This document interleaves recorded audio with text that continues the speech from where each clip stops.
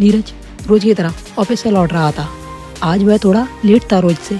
उसके रास्ते में एक पेड़ गिर गया, जैसे उसकी गाड़ी आगे नहीं जा पाई। इसके लिए सोचा कि आज जंगल के रास्ते से निकलता हूँ। वह जंगल के रास्ते पर घुमाई था कि एक बिल्ली उसका रास्ता काट देती है। फिर भी नीरज आगे बढ़ता है। नीरज कहता है कि ये तो नॉर्मल सी बात है, अब कुछ नहीं होता ऐसी बातों से। फिर नीरज आगे बढ़ता है तो उसकी गाड़ी बीच जंगल में जा करके बंद पड़ जाती है। जब नीरज ने डिग्गी खोल करके देखा तो उसका कूलेंट में जो पानी होता है वह पानी नहीं था। वह गाड़ी के लिए पानी लेने के लिए और पास में देखता है तो वहाँ पर कुछ भी नहीं होता। फिर उसे पास ही में एक बंगलो, एक हवेली दिखती है। वह उस हवेली की तरफ जाता है तो वहाँ पर देखता है कि वहाँ पर कोई भी नहीं था, सिर्फ लाइट टिमटिमा रही थी। फिर नीरज ने दरवाजे को खटखटाया कि कोई है, मुझे थोड़ा सा पानी दे दो, मगर अंदर से कोई आवाज़, कोई रिस्पॉन्स नहीं आया। फिर नीरज ने दरवाज़ा खोला और खुद अंदर चला गया।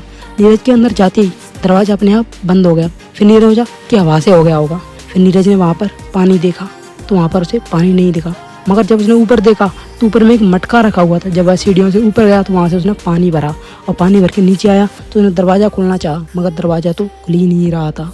फिर नीरज को किसी की पीछे से आवाज़ आती है कि जैसे कोई फुसफुसा रहा हो। फिर नीरज ने पीछे देखा तो वहाँ पर कोई नहीं था, मगर एक कमरे के अंदर से किसी चीज़ की आवाज़ आ रही थी। नीरज ने अंदर जा करके देखा तो उस कमरे की खिड़की जो कि बार बार बंद चालू हो रही थी। फिर नीरज ने सोचा कि हवा के कारण हो रही है।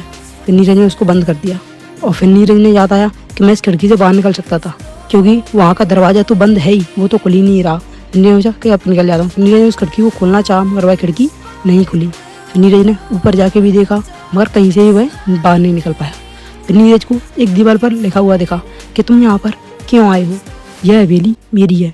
नीरज ने कहा कि शायद किसी ने पहले लिख दिया होगा, अभी टाइम पर ऐसा कुछ भी नहीं है। फिर नीरज गया दरवाजे के पास और नीरज ने दरवाजे को खोलने की बहुत कोशिश की, मगर वह नहीं खुला।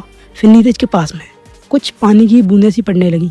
फिर नीरज ने उन्हें ध्यान से देखा तो वह पानी की बूंद नहीं थी, खून था। फिर नीरज ने ऊपर देखा तो एक लाश लटकी हुई थी वहाँ पर। नीरज थोड़ा पीछे हटा कि वह लाश धड़ाम से नीचे गिर गई। नीरज डर गया, हक्का बक्का रह गया कि ये क्या है, मैं कहाँ पर फंस गया। फिर नीरज को अजीब अजीब सी आवाज़ें आने लगी उस हवेली में से कि जैसे कोई रो रहा हो या चीख रहा, चिल्ला रहा हो। फिर नीरज डर गया बहुत ज़्यादा और नीरज टेरेस पर चला गया, छत के ऊपर, और वहाँ से कूदना चाह रहा था, मगर वह छत इतनी ज़्यादा ऊंची लग रही थी कि वहाँ से ज़मीन तो दिख ही नहीं रही थी, सिर्फ बादल दिख रहे थे। नीरज इतना ज़्यादा डर गया कि फिर से नीचे आ गया और नीचे आ करके उसको एक कमरे में से किसी की रोने की आवाज़ आने लगी। फिर नीरज उस कमरे में गया और उस कमरे के कॉर्नर में देखा कि कोई बैठा है लाल साड़ी में। नीरज ने सोचा कि ये कोई औरत है, मगर यहाँ पर कैसे है। पर नीरज को पता था कि यही भूत है, और नीरज को पता था कि इससे बात नहीं करूँगा जब तक मैं बाहर जा नहीं सकता। फिर नीरज उसके पास गए और उससे कहा कि मैडम आप कौन हैं और यहाँ पर क्या कर रही हैं। फिर उसने धीरे धीरे गर्दन उठाई तो नीरज ने उसका चेहरा देखा कि उसका चेहरा तो एकदम जला हुआ है। फिर उसने नीरज से कहा कि तुम मुझे भूल गए।